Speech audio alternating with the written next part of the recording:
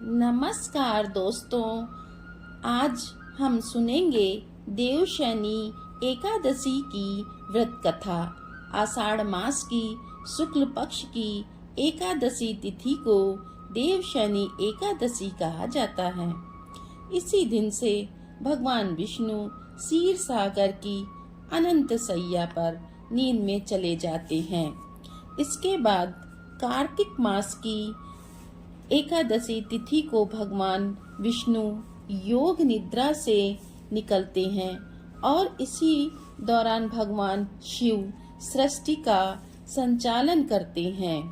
देवशयनी एकादशी की कथा के अनुसार एक बार राजा बलि ने तीनों लोकों पर अपना अधिकार जमा लिया। यह देखकर भगवान इंद्र और दूसरे देवी देवता भयभीत हो गए और भगवान विष्णु की शरण में चले गए। सभी देवी देवताओं को परेशान देखकर भगवान विष्णु ने वामन अवतार धारण कर राजा बलि से भिक्षा मांगने जा पहुँचे। राजा बलि ने वामन देवता से कहा, जो मांगना है मांग लो। इस पर वामन देवता ने भिक्षा में 3 पग भूमि मांग ली।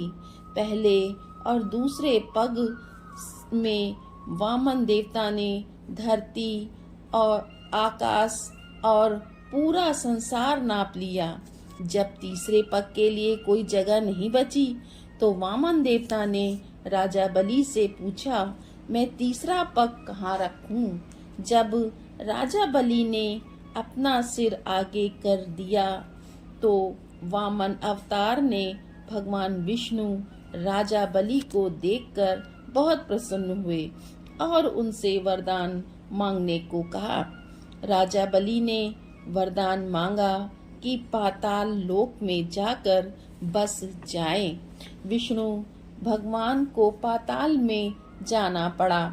ऐसा करने से सभी देवी देवता और माँ लक्ष्मी परेशान हो गईं और अब अपने पति विष्णु जी को वापस लाने के लिए माँ लक्ष्मी एक गरीब स्त्री का रूप रखकर राजा बलि के पास पहुंची और उन्हें अपना भाई बनाकर राखी बांध दी और उन्होंने उपहार के रूप में विष्णु जी को पाताल लोक से वापस ले जाने का वरदान ले लिया।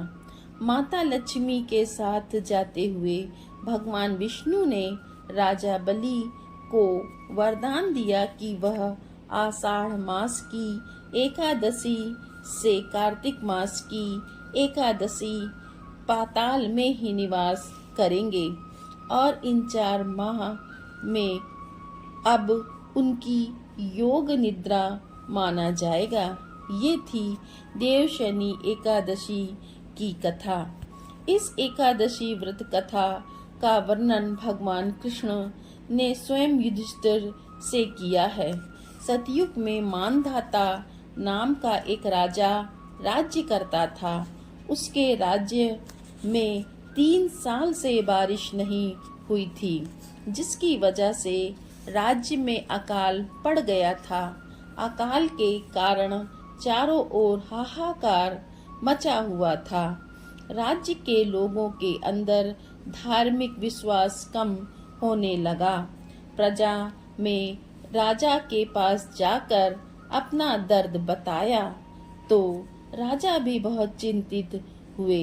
राजा मानधाता को लगा कि आखिर ऐसा कौन सा पाप हो गया जिसकी वजह से हमें यह सजा मिल रही है। इस संकट के समाधान के लिए राजा ब्रह्मा जी के पुत्र अंगिरा ऋषि के पास पहुँचे। राजा ने अपनी सारी व्यथा अंगिरा ऋषि को बताया और अपनी समस्या का समाधान पूछा।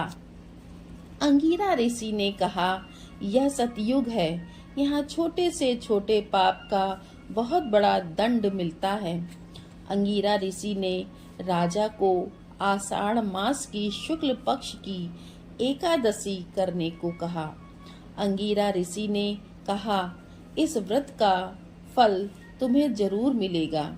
फिर राजा अपनी राज्य में आ गए और उन्होंने चारों वर्णों सहित देवशयनी एकादशी का व्रत पूरा किया, जिसके फलस्वरूप उनके राज्य में मूसलाधार बारिश हुई, जिससे राजा के राज्य में खुशहाली छा गई।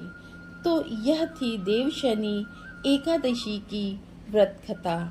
आपको यह कथा कैसी लगी कमेंट में बताएं और हमारे चैनल को लाइक सब्सक्राइब करना ना भूलें। धन्यवाद।